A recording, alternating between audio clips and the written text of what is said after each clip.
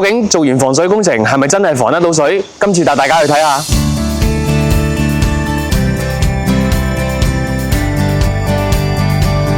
鋁窗嘅配件都係環環相扣嘅喎。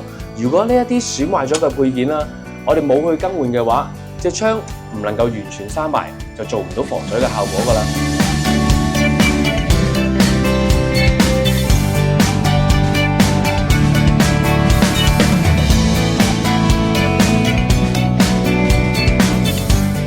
其實一般樓宇啦，到咗一定程度嘅樓齡啦，佢嘅防水層都會慢慢開始出現老化㗎啦。今日我哋嚟到雅典居呢度31年樓齡啦，大家可以見到佢嘅防水膠咧都開始出現龜裂啦。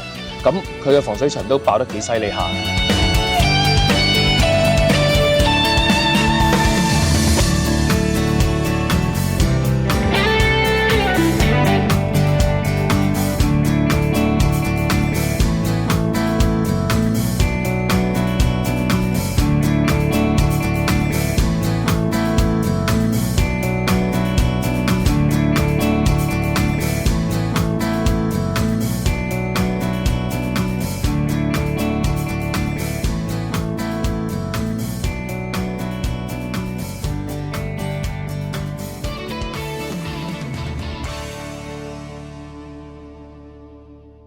防漏壓力測試已經順利通過咗啦，嚟緊風雨季，如果你都擔心屋企嘅鋁窗有滲水問題嘅話，請立即聯絡我哋，下集見。